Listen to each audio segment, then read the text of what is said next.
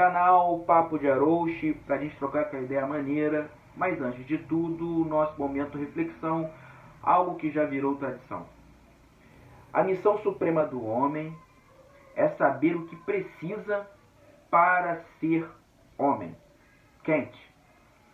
Enfim, o Manifesto dos Pioneiros de 1932, feito por 26 educadores.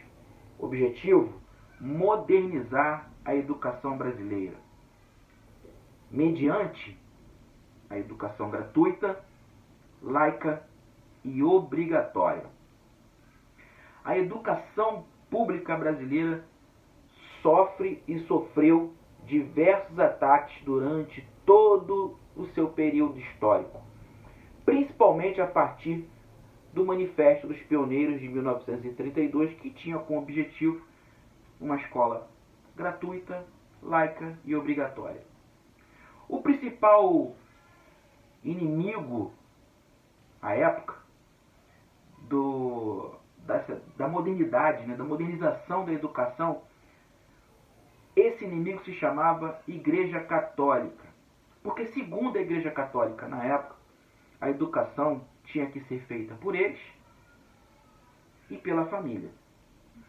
Sendo assim, uma educação pública com um pensamento moderno tinha como objetivo deixar a educação comunista, né?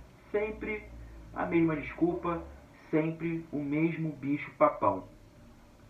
Ao passar do tempo, em 1962, com a primeira LDB, aconteceu a primeira grande vitória da educação pública brasileira, porque a partir daí foi cobrado a eliminação, a diminuição do índice de analfabetos, foi cobrado o desenvolvimento educacional dos alunos. Mas aí veio a ditadura militar, logo depois, um período conturbado da história brasileira. Durante a ditadura militar, não havia nenhum estímulo a que esses alunos chegassem à universidade. Então, o ensino foi totalmente priorizado de maneira técnica. Veja bem, técnica. Onde poucos chegavam ao ensino superior e aqueles que se formavam no antigo segundo grau, atual ensino médio, tinham como escopo o ensino técnico, ou seja, fazer alicerce para aqueles que chegavam à universidade. E aí você acabava dividindo, assim como no início, como sempre, a educação em castas, em classes sociais.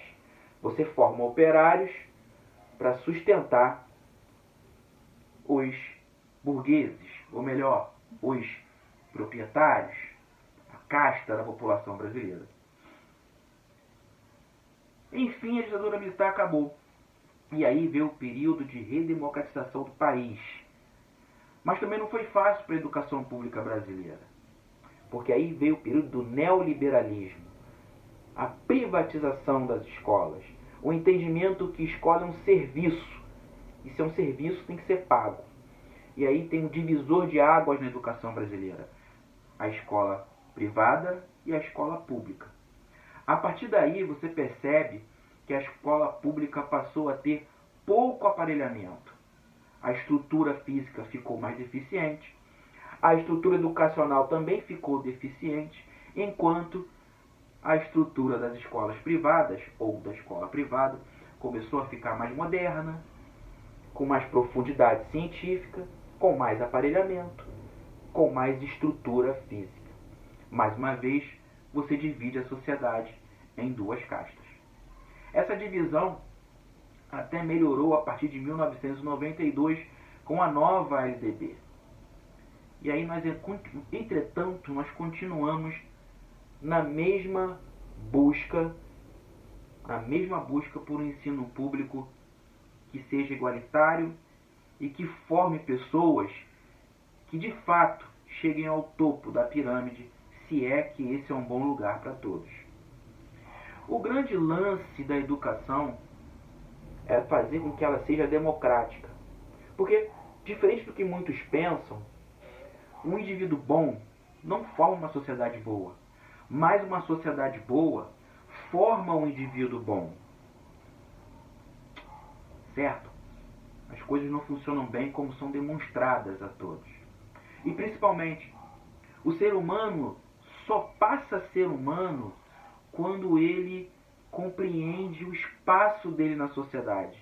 E a partir daí, ele passa a transformar essa sociedade para que ela seja igual, única e com menos desigualdade social. Porque se a gente diminui a desigualdade social, a gente também diminui, consequentemente, a pobreza extrema, que é o mal da humanidade. E aí a gente chega ao seguinte ponto: o que as nossas escolas estão formando hoje em dia? As escolas privadas,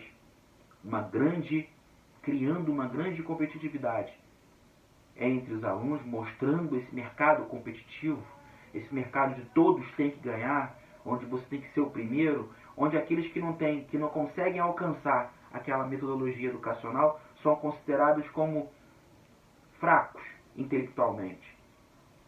Enquanto isso, na escola pública, os alunos não têm ferramentas, estrutura física, muitos não têm ar-condicionado, por exemplo, num calor fenomenal que está fazendo boa parte do país, aqui no Brasil.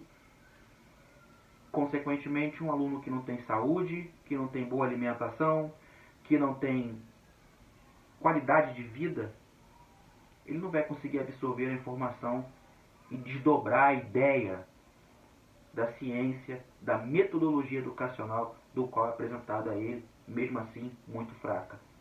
Chegamos à seguinte consequência: uma sociedade dividida.